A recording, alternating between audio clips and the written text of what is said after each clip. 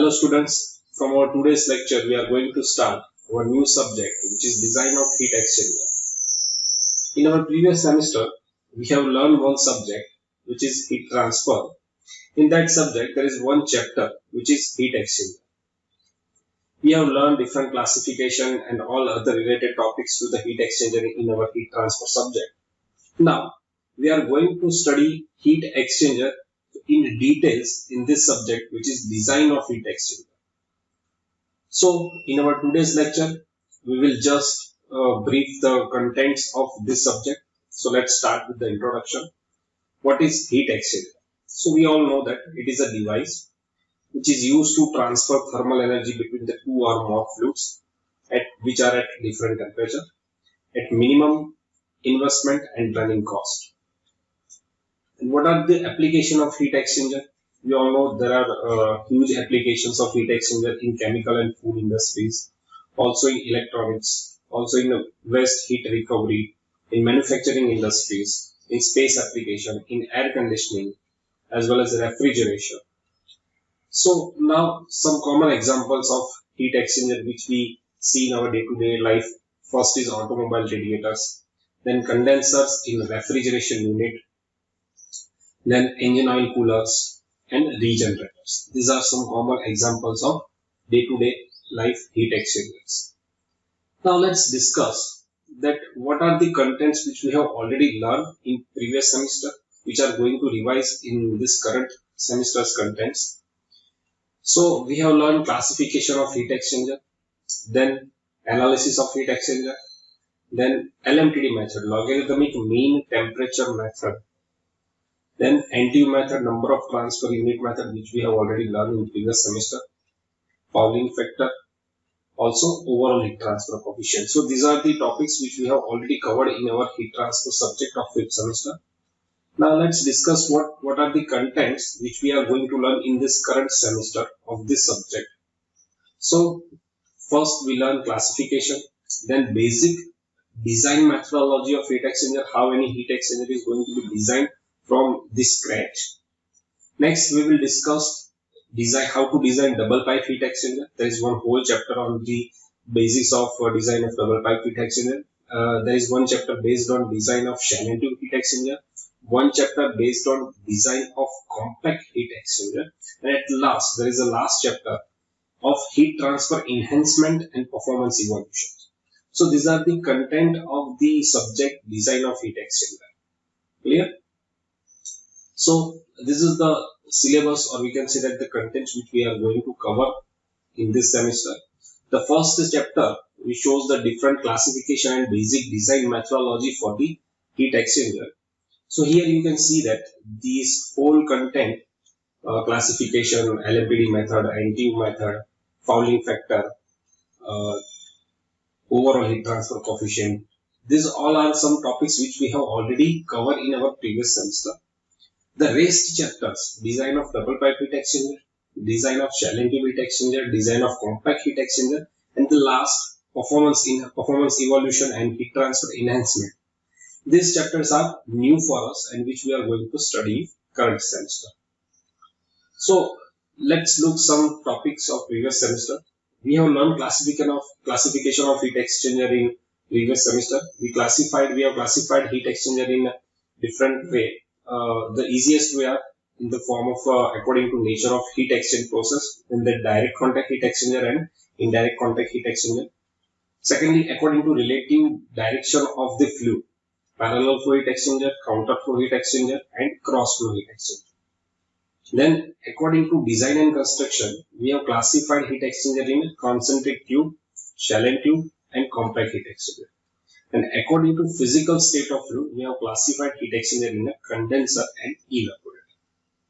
So, according to nature of heat exchange, direct, in which hot fluid and cold fluid are directly mixed with each other for the transfer of heat.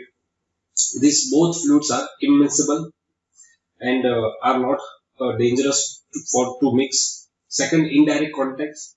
In indirect contact heat exchanger, there are two other sub part.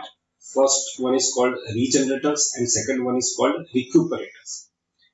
Regenerators are the heat exchanger in which hot fluid and cold fluid are separated with each other by some wall, or we can say that by pipe. As you can see in this figure, hot fluid is flowing in one pipe and cold fluid is flowing around the surface of the pipe of the hot fluid. So both the fluids are separated by means of wall or pipe. This is the arrangement of parallel flow heat exchanger. This is the arrangement of counter flow heat exchanger. You can see that here the direction of cold fluid and hot fluid is same. So this is the parallel flow heat exchanger. In this figure, the direction of hot fluid and cold fluid are different. So this is a counter flow heat exchanger. There is one another form is a cross flow heat exchanger. So from the name we can say that there is a cross flow of both the fluid. Here in figure you can see that there is a flow of hot fluid from this pipe and cold fluid is randomly flowing over the surface of the pipe of the hot fluid. So this type of configuration is known as the cross flow heat exchanger. Then we have classified heat exchanger on the basis of design and construction like concentric tubes, in which there is a two tubes. The inner, the small diameter tube, or we can say that the inner tube contains one fluid, either hot fluid or cold fluid, and the bigger diameter tube, the outer tube, contains the another fluid. So next one is a shell and tube heat exchanger. In this there is a one shell. Here you can see that this is the shell and there are number of tubes inside the shell, and the arrangement is a arrangement in this way where one fluid, here you can see that from figure, hot fluid is flowing through the pipe and cold fluid is entering at this point, flowing over the surface of the pipe of the hot fluid and coming out from this side. So this is the way how heat transfer takes place between the hot fluid and cold fluid in shell and tube heat exchanger. The last one is compact heat exchanger, which are generally known as the fin type heat exchanger, in which extended surfaces, or we can say that the fin is provided to increase the surface area of the tube, or we can say that the plate, to increase convective heat transfer rate. Whenever there is a convective heat transfer rate, to increase the convective heat transfer rate, this type of heat exchanger, compact heat exchanger, are used where surface area is increased by joining extended surfaces which have higher thermal conductivity. At last, we have classified heat exchanger on the basis of physical state, in which we have classified in a two way, condenser and evaporator. We know in a refrigerator, in a condenser, what happens? The refrigerator, which is coming out from the compressor with high pressure and high temperature in a gaseous form, enter into condenser. In condenser, that refrigerant release heat to the surrounding, or we can say that the release heat to the cold fluid, and that heat is known as the latent heat. After releasing latent heat, there is a phase change. So here you can see that in this diagram, temperature versus length diagram, the temperature of hot fluid remains same. TH1 is the entry point, entry temperature of the hot fluid. TH2 is exit temperature of hot fluid. So the temperature remains same, but the heat transfer takes place between the hot fluid and cold fluid. So whatever heat is given by the hot fluid to the cold fluid is a latent heat. So here phase change takes place. Now the heat, whatever heat gained by the cold fluid, so that the temperature of cold fluid is increasing from TC1 to TC2. So in condenser, hot fluid release its latent heat to the cold fluid, so that phase change takes place. That's why temperature of the hot fluid remains constant. In evaporator, we know that after a condenser, from the condenser, the refrigerant going to the expansion valve where the drop of pressure and temperature takes place. After that, cold liquid refrigerant goes into the evaporator area of the refrigerator, where the vegetables and the water bottles are kept. So at evaporator space, the liquid refrigerant at low temperature absorb heat from the evaporator space and take that latent heat and convert into the gaseous form. So in evaporator, there is also a phase change takes place, but that phase change of the refrigerant, which is at the lower temperature, after relieving from the expansion. Because before evaporator, refrigerant was traveled from the expansion valve. So when it enters into evaporator space, the temperature of the refrigerant is very low. So at that time, it plays role of cold fluid. So at the entry time, the temperature of the refrigerant in evaporator is TC1. It takes heat from the evaporator space, and that heat is latent heat. So refrigerant use that latent heat to convert from the liquid to the gaseous form.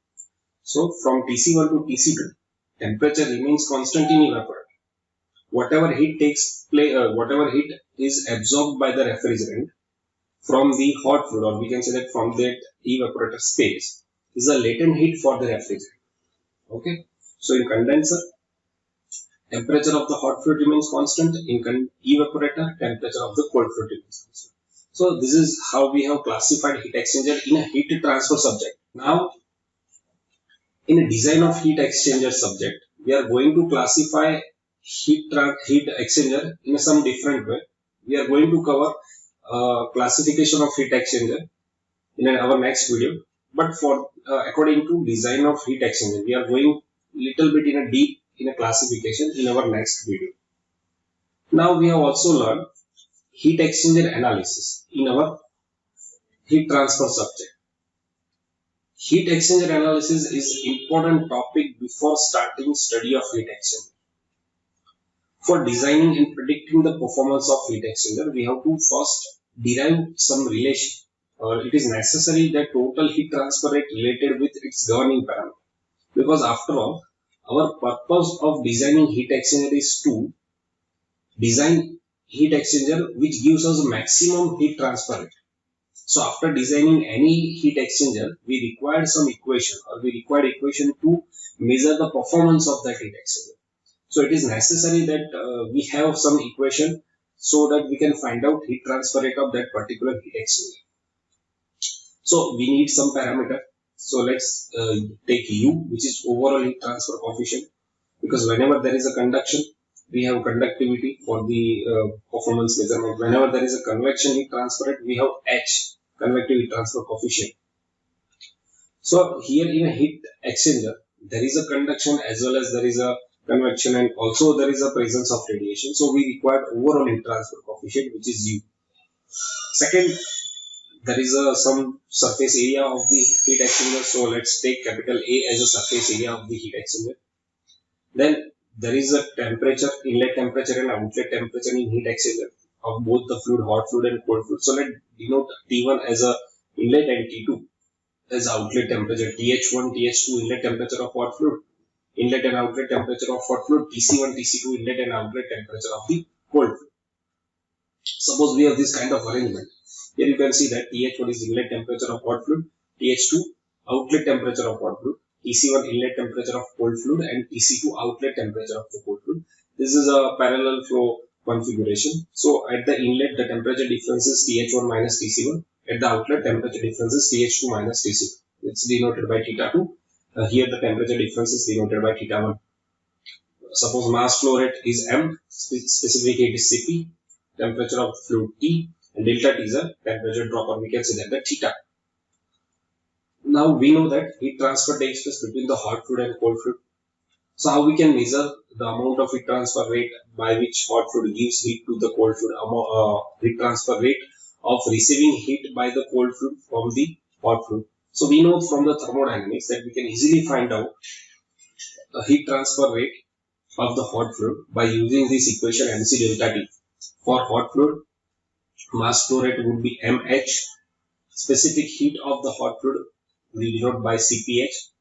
And temperature difference, obviously TH1 is higher than TH2, so TH1 minus TH2. So this is how we can find out heat given by the hot fluid. Now the rate by which heat is taken by the cold fluid will be Q is equal to mc Cpc Tc2 minus Tc1, because the outlet temperature of the cold fluid Tc2 would be higher than the Tc1.